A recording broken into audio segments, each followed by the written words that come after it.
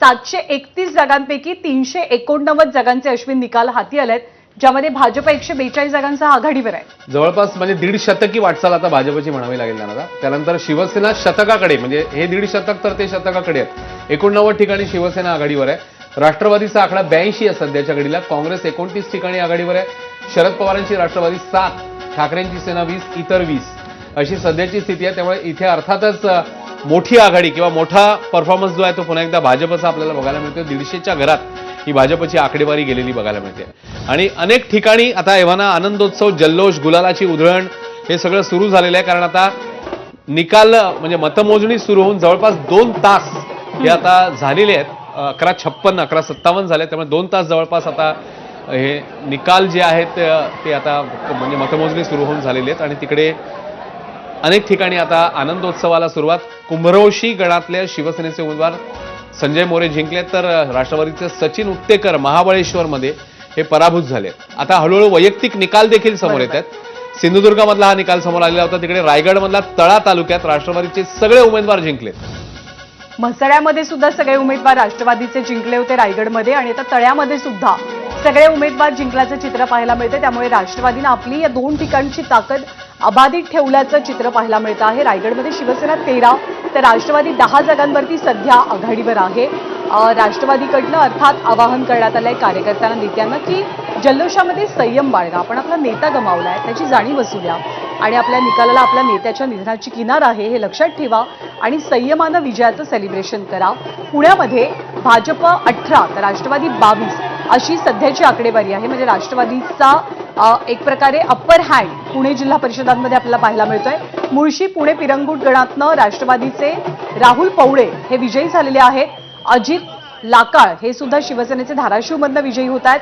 संगमेश्वरच्या कोसुम गटातनं भाजपचे उमेदवार हे विजयी झालेले आहेत. मंगळवेढ्यातनं भाजपच्या संगीता दुधाळ यांनी विजय मिळवलेला आहे. शिवसेनेचे दिलीप भोईर हे अलिबागमधल्या आवास गटातनं विजयी झाल्याचं पाहायला मिळतंय. आणि महाबळेश्वर तालुक्यात शिवसेनेनं खातं उघडलेलं आहे. शिवसेनेचे उमेदवार संजयराव मोरे यांचा विजय आपल्याला पाहायला मिळतोय. 393 म्हणजे जवळपास 731 पैकी 400 जागांचे कल किंवा निकाल आपल्या हाती आलेत. आणि यामध्ये 145 जागांसह भाजप सगळ्यात मोठा पक्ष आहे किंवा क्रमांक 1चा पक्ष आपण म्हणू.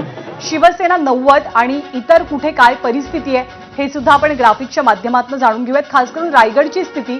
रायगडमध्ये एकनाथ शिंदेची शिवसेना ही क्रमांक 1 वरती सध्या 13 जागांसह. त्याखालोखाल अजित पवारांची राष्ट्रवादी आहे, मग भाजपचा नंबर लागतो 6 जागांसह. ठाकरेंची शिवसेना 3 तर इतर 5 अशी रायगड जिल्हा परिषदेची परिस्थिती. त्यामुळे रायगडमधली ही वैयक्तिक जिल्हा पातळीवरची ही आकडेवारी समोर आली आहे. तर इतर ठिकाणचे देखील त्या जिल्ह्यामधले आता एव्हाना चित्र जी आहेत ती समोर येत आहेत. 393 कल आतापर्यंत समोर येत आहेत, ज्याच्यात 145 ठिकाणी भाजपची आघाडी, 90 ठिकाणी शिवसेना, राष्ट्रवादी 82, काँग्रेस 29, त्यासोबतच ठाकरे सेना 20, राष्ट्रवादी शरद पवार पक्ष 7, इतर 20. आणि काही ठिकाणचे निकाल देखील आता हळूहळू समोर येत आहेत. संभाजीनगरमधला निकाल समोर आलाय. रायगड तळामध्ये राष्ट्रवादीचे सगळेच्या सगळे उमेदवार जिंकलेत. 2 गट आणि 4 गण हे राष्ट्रवादीने जिंकलेले आहेत. त्यामुळे राष्ट्रवादीचा एक मोठा परफॉर्मन्स इकडे. संभाजीनगरात शिवणा गट शिवसेनेचे उमेदवार जिंकले.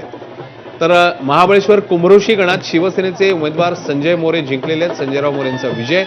तर कुंभरोशी गणात राष्ट्रवादीचे सचिन उत्तेकर पराभूत. सिंधुदुर्ग, वेंगुर्ले, महापण गणात भाजपचे विष्णू फणसेकर जिंकलेत.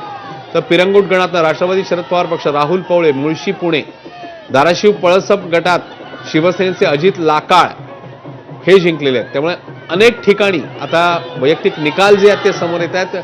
पंचायत समिती जर आपण ज्ञानदा बघितली तर पुन्हा एकदा 125 पैकी 9 ठिकाणचं सध्याचं चित्र जे आहे ते समोर येते. भाजप 3 ठिकाणी आघाडीवर, शिवसेना 2, राष्ट्रवादी 3, काँग्रेस 1. पंचायत समितीत अजून तरी ठाकरेंची शिवसेना, राष्ट्रवादी शरद पवार पक्ष किंवा इतर यांचं खातं उघडलेलं नाही.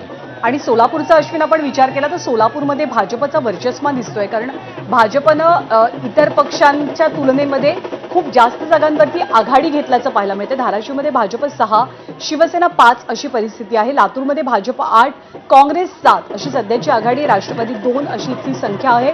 सोलापूरमध्ये भाजप 17, शिवसेना 5, राष्ट्रवादी 8 असं चित्र आपल्याला आकड्यांच्या बाबतीमध्ये दिसून येतं आहे. रायगडमध्ये अगदी काटेकी टक्कर आहे तीनही पक्षांमध्ये, खास करून राष्ट्रवादी आणि शिवसेना या दोन पक्षांमध्ये आपण म्हणूयात. सिंधुदुर्गात सुद्धा भाजपची गाडी सुसाट आहे. 19 जागांसह भाजप सर्वात मोठा पक्ष आहे, त्याखालोखाल शिंदेची शिवसेना आहे 7 जागांसह. पुण्याच्या मुळशीमधनं सुद्धा आपण एक निकाल येतोय, तो सुद्धा जाणून घेऊयात. पण हे विजय सेलिब्रेशन आहे अनेक उमेदवारांचं. तर पंढरपूरमध्ये मंगळवेढामध्ये भाजपच्या उमेदवार जिंकतायत. रायगडमध्ये अलिबागमध्ये आवाज गटातनं शिवसेनेचे दिलीप भोईर जिंकतायत. महाबळेश्वरमध्ये शिवसेनेचे उमेदवार जिंकतायत. वेगवेगळ्या ठिकाणचे विजयोत्सव एकीकडे येत असतानाच निकाल देखील समोर येत आहेत. रत्नागिरीमध्ये शिवसेना 17 भाजप 1, एक मोठी कामगिरी रत्नागिरीमध्ये शिवसेनेने मोठं वर्चस्व. तर सिंधुदुर्गात भाजप 19 शिवसेना 7. त्यामुळे रत्नागिरीत वेगळं चित्र, सिंधुदुर्गात वेगळं चित्र. पुण्यामध्ये राष्ट्रवादी 23 भाजप 18. त्यामुळे पुण्यामध्ये महापालिकेमध्ये भाजपने बाजी मारली होती, त्या पुण्यामध्ये आता जिल्हा परिषद निवडणुकीत मात्र राष्ट्रवादी परफॉर्मन्स देताना दिसते. रत्नागिरीचं चित्र शिवसेना 17 आणि भाजप 1, राष्ट्रवादी 1. त्यामुळे शिवसेना या दोघंही मित्रपक्ष किंवा एकूणातच कोणत्याही पक्षापेक्षा अतिशय मोठ्या फरकाने पुढे आहे.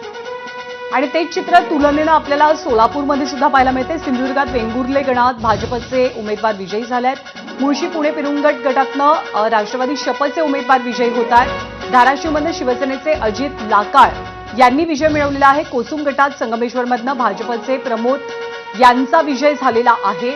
त्यामुळे आता हळूहळू 394 जागांचे जवळपास 400 जागांचे कल आपल्या हाती आलेले आहेत 731 जागांपैकी. आणि जर का पंचायत समित्यांचा विचार केला तर 125 पैकी 9 जागांचे निकाल किंवा कल समजलेले आहेत. पण भाजप हा राज्यातला सगळ्यात मोठा पक्ष स्थानिक स्वराज्य संस्थांच्या निवडणुकात पाहायला मिळतोय. विक्रांत भास्कर जाधवांचा मुलगा हा रत्नागिरीच्या अजगोलीमधनं विजयी झालेला आहे. आणि अर्थातच ही निवडणूक प्रतिष्ठेची प्रत्येक नेत्यासाठी असते जेव्हा त्यांचे सगळे सोयरे किंवा नातेवाईक या निवडणुकीमध्ये उभे असतात. भास्कर जाधवांना मोठा दिलासा मुलगा विक्रांतनं विजय मिळवलेला आहे. तर तिकडे शांभवी कल्याण शेट्टी सोलापूर जिल्हा परिषद चपळगाव मधून त्या जिंकलेल्या आहेत. त्यामुळे पुन्हा एकदा आमदारांच्या घरामध्ये हे निकाल जाताना बघायला मिळतात. सागर कल्याण शेट्टी भाजपचे जिंकलेले आहेत सोलापूर पंचायत समिती चपळगाव. त्यासोबतच संस्कृती राम सातपुते सोलापूरमधनं दहिगावमधनं जिल्हा परिषदेत जिंकलेल्या आहेत. त्यांनी देखील एक विजय मिळवलेला. मागाशी राम सातपुतेंचं सेलिब्रेशन देखील आपण पाहिलेलं. आणि ही बहुचर्चित निवडणूक अर्चना पाटील या भाजपच्या जिंकलेल्या आहेत धाराशिव जिल्हा परिषद 13 इथून. तर विकास गोगावले यांनी सुद्धा विजय मिळवलेला आहे. भरत गोगावले यांचे ते चिरंजीव आहेत. त्यामुळे प्रामुख्यानं आत्ताच्या या सगळ्या निवडणुकांच्या निकालांमध्ये नेत्यांना दिलासा मिळालेला आहे. महाबळेश्वर कुमरोशी गणामध्ये राष्ट्रवादीचे सचिन उत्तेकर हे विजयी झालेले आहेत. आणि कार्यकर्त्यांच्या हातामध्ये अजित पवारांचे फोटो आहेत.